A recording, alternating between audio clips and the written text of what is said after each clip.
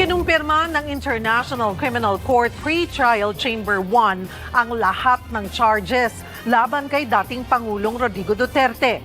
Live mula sa TV5 Media Center, nasa frontline ng balitang yan si Camille Samonte. Camille, pakidetalye nga kung ano yung mga posibleng mangyari kasunod nga ng desisyon ng ICC. Cheryl, ibig sabihin niyan, tuloy ang trial laban kay dating Pangulong Rodrigo Duterte para sa mga kasong crimes against humanity.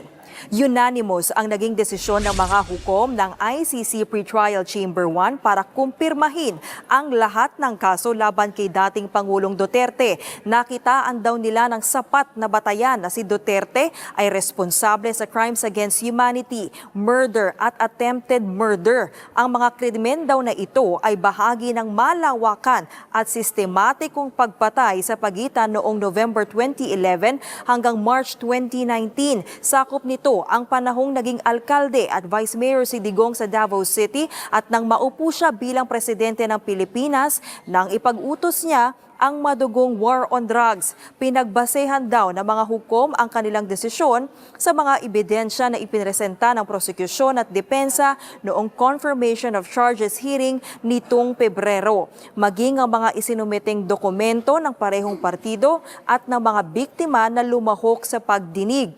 Ang trial chamber na ang hahawak ng kaso at pangungunahan ng tatlong hukom na magdedesisyon kung ano ang mga susunod na hakbang sa paglilitis. Oras na gumulong na ang paglilitis, alinsunod sa probisyon ng Rome Statute, kailangang i-present ang akusado.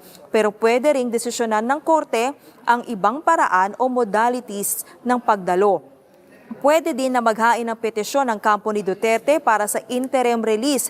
Bukod dyan, inotorisahan na rin ng direktang paglahok ng 539 na biktima ng extrajudicial killings sa paglilitis. Sila naman ay kakatawanin ng Common Legal Team na sina Attorney Joel Butuyan, Gilbert Andres at Paulina Masida.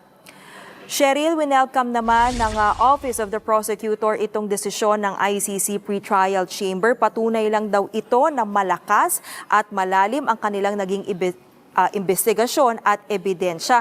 Maituturing daw itong milestone para mapanagot ang mga nasa likod ng di umano'y EJK. Naglabas din ng pahayag ang palasyo. Ayon kay Yuse Claire Castro, nare-respeto nila ang desisyon ng ICC. Parehong partido raw ang makikinabang dito.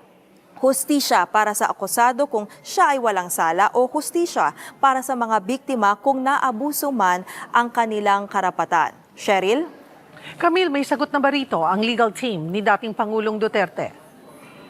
Cheryl, iginiit ng legal counsel ni Duterte na si Attorney Nicholas Kaufman na questionable pa rin ang credibility ng mga testigo sa kaso na pinagbasehan nga ng desisyon ng ICC. Papatunayan daw ng depensa sa kanila sa paglilitis na ang sinasabing state policy na binuo ni Duterte ay kathang isip lamang. Ipapakita rin daw nila na walang bigat ang mga ebidensya ng sinasabing criminal witnesses sa kaso at ito ay isinulong lamang ng mga kritiko ng dating Pangulo. Cheryl? After nitong kumpirmasyon, this confirmation, ano ang susunod na mangyayari, Camille?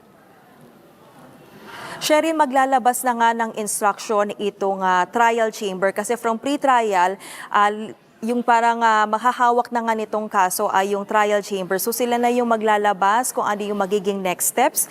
Although sinabi nga rin ng ICC na hindi automatic na pwedeng mag-appeal both yung defense and prosecution dito sa naging desisyon ng ICC. Kaya kailangan pa nilang maghingi ng kailangan pa nila itong i-request sa appeals chamber. At yun din, magiging discussion din kung paano yung magiging modality nung pagharap ni dating Pangulo. Actually, tinanong nga din natin yan, Cheryl, kay Attorney Kaufman kung i-waive ba ulit ni dating Pangulo yung kanyang pag-appear o through online ba, pero hindi pa yan sinasagot sa atin ni Attorney Kaufman. Cheryl.